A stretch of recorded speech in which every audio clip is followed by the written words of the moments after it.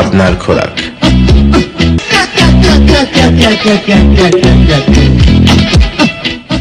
আমার কিছু নৈতিক দায়িত্ব আছে সমাজের প্রতি, জাতির প্রতি।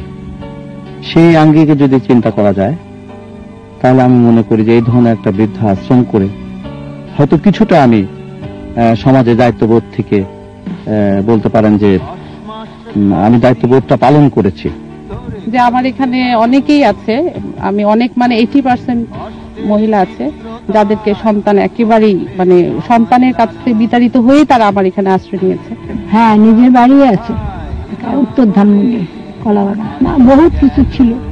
এগুলোকে এত কষ্ট করে মানুষ করে নিজে গাড়ি ড্রাইভ করে করে সাহেব নিয়ে ওদের স্কুল এবং কলেজে দিয়েছে। আমি তো মনে করি যতগুলো আসছে তার অধিকাংশই সন্তানদের কাছে অত্যাচারিত হয়ে আসছে আমাদের, যে আমার সন্তান আমাকে বিভিন্নভাবে শারীরিক এবং মানসিকভাবে অত্যাচার করছে এবং যেভাবে কান্নাকাটি করে সেগুলো দেখলে কোনো সুস্থ মানুষ চোখে পানি না ফেলে থাকতে পারে না।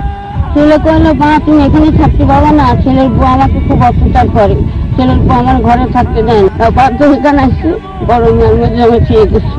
বড় ছেলে তার শাশুড়িকে দেখে, আমাদের দেখে না। যে আমার এখানে আসুক যাদের কেউ নাই, কিন্তু ছেলে মেয়েদের কাছ থেকে বিতাড়িত হয়ে আসাটা এটা খুবই হৃদয় বিদারক। এটাই আমার কাছে ভালো লাগে না, একেবারে কষ্ট। কারণ আমি ওদেরকে সব দিতে পারি, আমি তো ছেলে মেয়ের সেই শূন্যতাটা পূরণ করতে পারি না।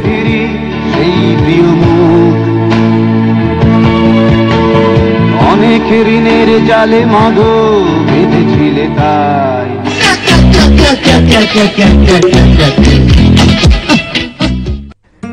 এক কোটি লোকের বসত নগরী ঢাকা। অতি দরিদ্র এক পরিবারের ছেলে দীপক। বাবার পেশা বুট পালিশ ও জুতা মেরামত করা। দারিদ্রতার কষাঘাতে জর্জরিত, তবু বাবা তার সীমিত আয়ের সিংহভাগই ব্যয় করেন দীপকের পেছনে। যে স্কুলের গেটের পাশে বসে বাবা অল্প আয়ের এই পেশার কাজটি করছে, সেই স্কুলেই পড়াশোনা করে দীপক।